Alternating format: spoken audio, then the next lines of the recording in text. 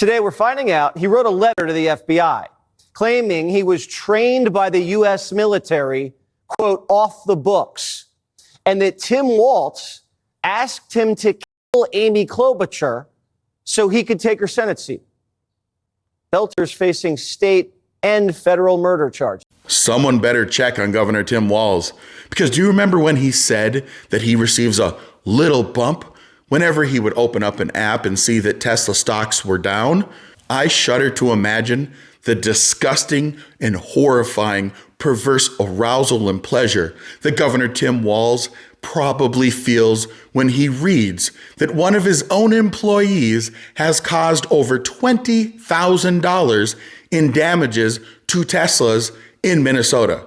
According to arrest records, Dylan Brian Adams was arrested and charged with vandalism for causing more than $20,000 in damages to Teslas. And indeed, he was an employee of the state of Minnesota at the time that he caused these damages. So the situation out of Minnesota in regards to the deranged political lunatic assassin and former Tim Walz appointee Vance Boelter just continues to get stranger and stranger. Of course, this is the very person that we were immediately told by left-wingers was a MAGA far-right extremist. He did this on behalf of Donald Trump. All of MAGA is guilty. And I even said at the time, okay, wait a minute, let's actually see the evidence. It was, of course, strange that the left immediately said, oh, listen to what his roommate said. That's definitive proof. But still to this day, law enforcement refuses to publish the actual manifesto, right? His actual writings and words here, number one. And then number two, apparently in the past 24 hours, we have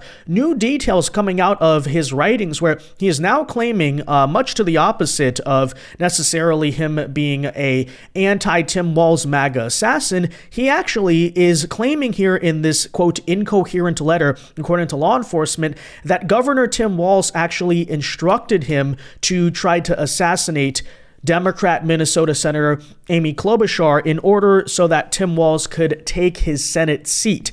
Now, that said, am I necessarily here saying, oh, Tim Walz literally did that? I mean, I don't really think that's the case. I think it's pretty clear, as we said in the beginning, this guy appears to be just some type of schizophrenic lunatic. But this again begs serious questions as to why, okay, if the motive is all over the place and you have left-wingers saying that it was MAGA, right-wingers saying that that's not the case, why doesn't law enforcement just settle this case once and for all by releasing the manifesto and, not, I guess, going on the speculation of everyone? And secondly, again, why is this story just not reported on anymore? The whole thing, frankly, is a little bit strange, but we'll get into these new details again here on the alleged MAGA assassin, as they're telling us, Vance Boelter, in today's video. First, though, folks, as usual, do us a big favor. If you enjoy our content, make sure you hit that like button down below. Subscribe to the channel if you are new. Subscribing here, guys, is the best way to support our videos, and it's also a way to ensure that you stay up to date. You never miss a latest video.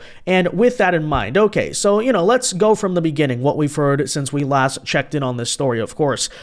In the hours following the assassination, right? The disgusting, heinous attacks that we saw in Minnesota just last week. You had left-wingers on the internet rushing to immediately declare a definitive verdict because in their own eyes here, I guess his former roommate came out and said that, oh, he was a Trump supporter and that's why he did it, etc.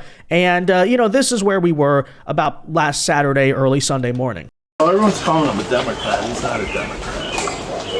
He would be offended if people called him a Democrat.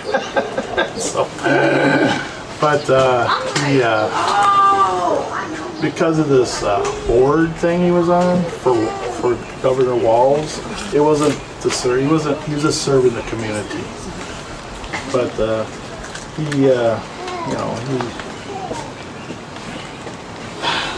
I can't believe a political issue would cause him to do such a thing. Well, you listen to InfoWars, but I kind of said, well, it's like 50% truth. And,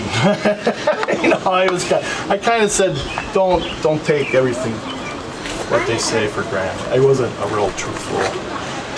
I mean, they're on for some things, but some things are way off on. Did he talk much about Trump? And what did he say, if so? I was a Trump supporter. Voted for Trump.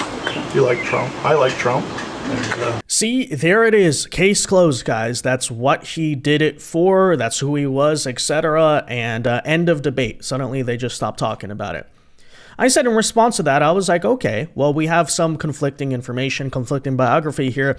I think it's very straightforward.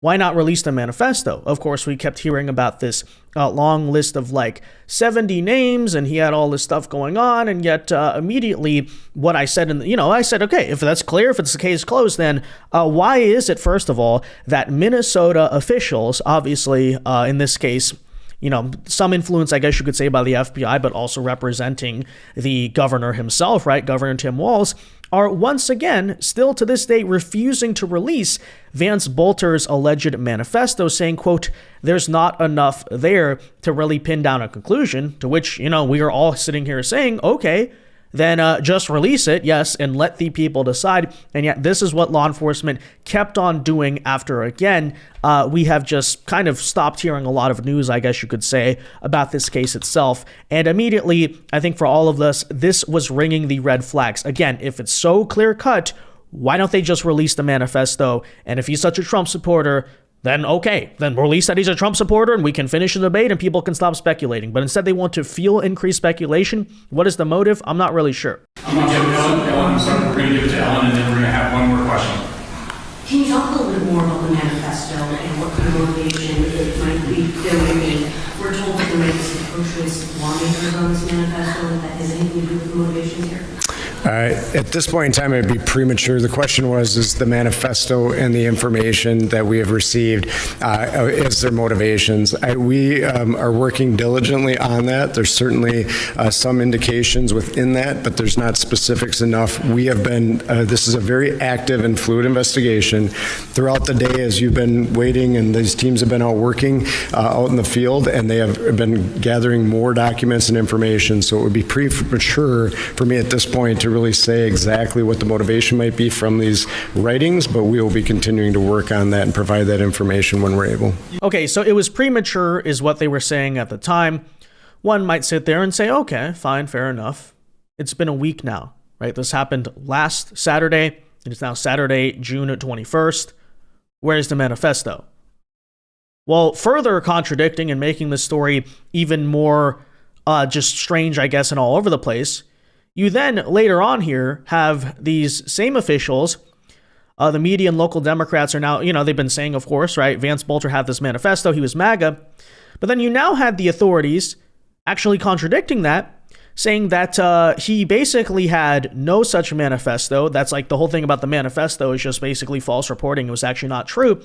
And now, right, to this day, we have no release of his so-called writings, which, he does have writings. They're saying it's not quite a manifesto. But notably here, they're saying they couldn't figure out his purpose. Now, suddenly, they can't really pin down a motive, and the whole thing is very confusing, apparently, even to law enforcement. Take a listen here for yourself, and you'll start to see, right, as this story of the alleged MAGA assassin, very clear-cut, starts to get stranger and stranger. That came from initially. Can you identify the potential motive here? It has been widely reported that the list, his hit list, contained names of people who are abortion rights supporters. And also, can you please release the names of the two other targeted victims who were fortunate to get away? As I said, with respect to the other two potential victims, I think it's up to them whether they want to publicly identify themselves. As I said, it wouldn't surprise me if they do. They're elected officials, but that's their right. Obviously, they may have families and children and privacy interests that they need to sort through. So I'll let them do that. With respect to the potential motive, let me say this. There's been a lot of press coverage and speculation and discussion of a manifesto. I've seen nothing like a Unabomber-style manifesto in his writings. He had many, many notebooks full of plans, lists of names, surveillance, efforts that he took to surveil and locate the home addresses and family members' relationships with these elected officials. But I have not seen anything involving some sort of political screed or manifesto that would clearly identify what motivated him. Obviously, his primary motive was to go out and murder people. Now, they were all elected officials. They were all Democrats.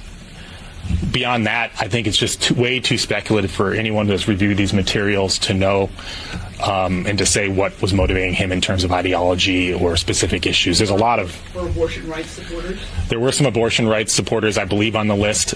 But again, there was dozens and dozens and dozens of names on, hundreds of pages of documents that were recovered with his writings on them. Did he confess and give more details after he was apprehended last night? I'm not going to comment on that at this time. So suddenly now, right, basically the verdict at the moment is, we don't actually know. The guy's writings are totally schizophrenic and all over the place, but we also refuse to release them. Don't worry about it, by the way. There's just not enough there to really go off of. Don't worry, Again, the whole thing here is really, really strange, and this is the detail here, as you can see, that came out today. So apparently, the Minnesota political assassin Vance Boelter reportedly had a letter that he told the FBI, or I guess this could be his confession. We'll check the details here. Okay, it was in the letter, yes. Reportedly told the FBI that Minnesota Governor Tim Walz, his former boss, by the way, instructed him to take out Senator Amy Klobuchar so that Tim Walz could take the seat. Again here, the guy is clearly a schizophrenic, raving lunatic, so I'm not going to even say that, that's Tim Walz who definitely did that, right? I'm not going there. But it is to say, right, when you're trying to pin down this guy's motives, you have law enforcement, first of all, they refuse to release the manifesto, which is fishy, but even them in their public stated comments are saying we can't really pin down the motive. Is it really accurate to say this guy was obviously some type of Trump-supporting MAGA assassin? But his roommate said that. Okay, but again, if it's so clear-cut, release the manifesto. Let's hear the guy's testimony. You can put this to bed once and for all. Nonetheless, here is the full story from the New York Post, apparently, in terms of what Vance Boelter was writing. He claimed in this incoherent letter that Governor Tim Walz instructed him to assassinate Amy Klobuchar. As you can see, he wrote a deranged letter to the FBI, which, by the way, I don't think they're going to release directly here. They're just kind of giving us this information. I mean, typical behavior. Not much changes through the years here. In which he wildly claimed Minnesota Governor Tim Walz instructed him, to, unalive Amy Klobuchar. According to the report, Boelter, who is 57, alleged in the rambling, conspiratorial letter that the former Democrat vice presidential candidate directed him to, Amy Klobuchar as part of a supposed plot for Tim Walz to take her spot in the Senate, according to the Minnesota Star Tribune, citing people familiar with these writings. The letter, which is 1.5 pages long, is mostly incoherent and gives insight into the muddled mind of the Minnesota madman. Those sources have apparently here told the outlet. Here is directly from the news outlet that apparently broke this story, local newspaper in Minnesota.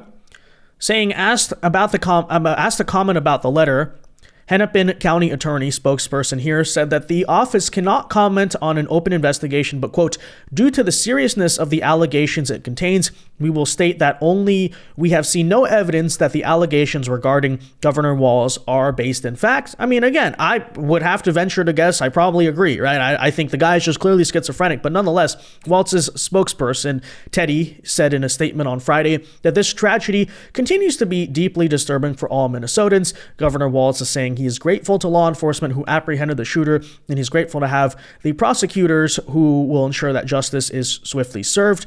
Amy Klobuchar, the senator in question here, said in a statement on Friday that, quote, Boelter is a very dangerous man, and I am deeply grateful that law enforcement got him behind bars before he killed other people. She was not the only U.S. politician named. The letter included a seeming reference to U.S. Senator Tina Smith.